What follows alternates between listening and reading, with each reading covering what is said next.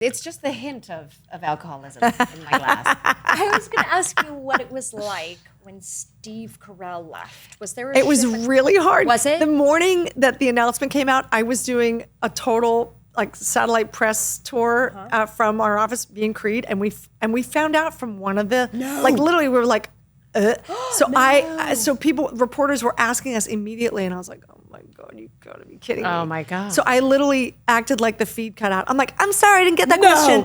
That's funny. That's funny. I was like, what am I gonna say? I was like, I don't know any details, and I can't imagine the show without him. I mean, because he's this is the thing about Steve. He was one of the best number one on the call sheet because he made sure that the show was more important than he was, which is so rare. Yes. And a lot of, especially on comedies, like a lot of these guys, they're very funny, but they hold everybody hostage. Okay. And like Chevy Chase, from what I've heard. You don't have to say it. No, I confirm. haven't worked She's like, with I'm him. actually best friends with Chevy Chase. Right? He's right. He's actually in the bathroom. I told him, wait, we're not drinking. No, I'm just kidding. We're doing cocaine. No. Well, Chevy Chase would, yeah. But there are people that, I mean, again, like, I feel like you hope that that's less and less prevalent because of the culture, but don't count on it. I mean, there's subtle things that Can I ask you a question? Yeah. How will you come up against a jerk, a guy who's got a sort of misogynistic way about him? Goes in the way, yeah. Yeah. How would you do that? How much time you got? I mean, what do you do? No, I mean, what do you do? You mean like in a work situation? Yeah, like for our listeners and viewers, like if they're put in a situation, we all kind of assume that every man is a feminist and every man like wants to like I don't assume that.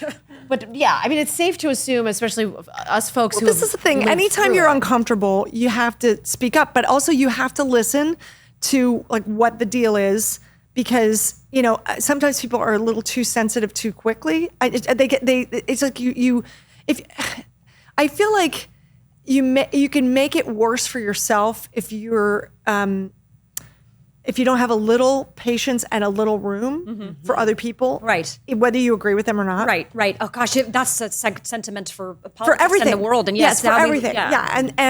But I think that there's a way to take care of yourself without necessarily like schooling everybody or cutting your own throat in the situation. Because I feel like sometimes if you're too reactionary, you don't get what you want, and sometimes you get taken out of the situation. Yeah, you get taken out of the gig. My husband will tell me like, "Hey, like let's take the emotion out of this and just look at it. Like feelings aren't facts. Like this is true. Feelings are not facts." And I also feel like get the job done, and then then you can give your criticism or your if you can, if you're comfortable enough. If you're super uncomfortable, you just got to get out of there. Right. You just got to go, I'm sorry. And you don't need to, no one's going to learn. I feel like it's very hard to teach someone who's been doing something for a long time. You teach people by your actions how to treat you. You don't teach them by your words. So you don't need to lecture. You just need to be like, hey, is there another plan? Like, is there something else on the menu, or this is the only thing offered? Like, I got to think about this. Or if you're really uncomfortable, yeah, like claim your agency over your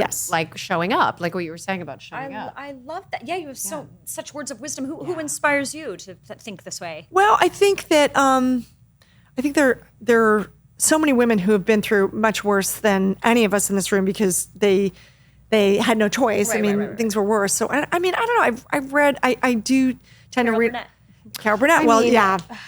But it's so nice when you're number one on the show, on your own show. Her name was on a show. And her husband was a producer. So I don't know, but I'm sure she had her own.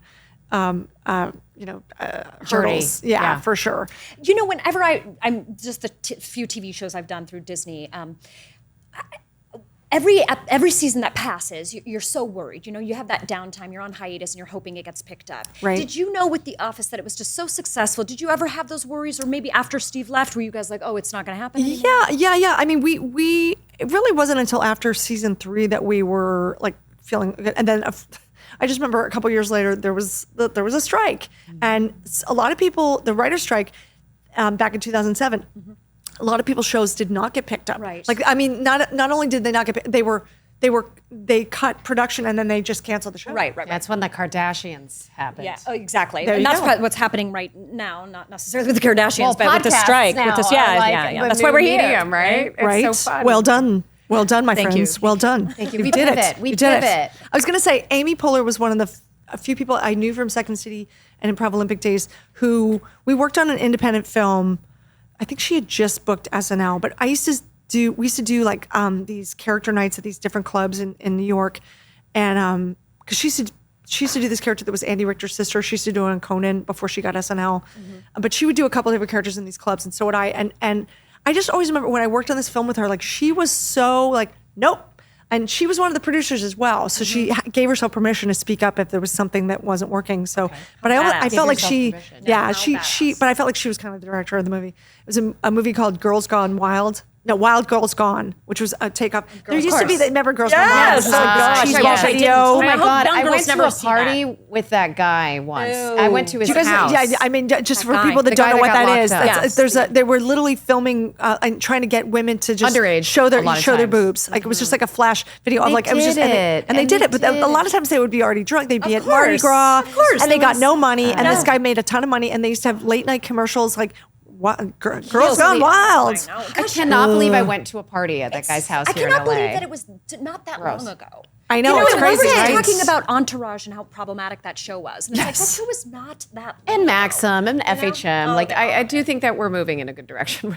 No, absolutely. But again, like this is why I'm so. The problem with cancel culture is that you want to know where the problems come from. You don't want to just if you just cut any resource of any. This is like, there's a history that we can all learn from. Yes. And I feel like if we, counsel, don't cancel, but also counsel. yeah. Counsel before you cancel. Yeah. Or You're just, saying keep perspective too. Yeah, I think sometimes like we're so quick to act like this should never have happened, and this is like the evolution of the culture. So like we should.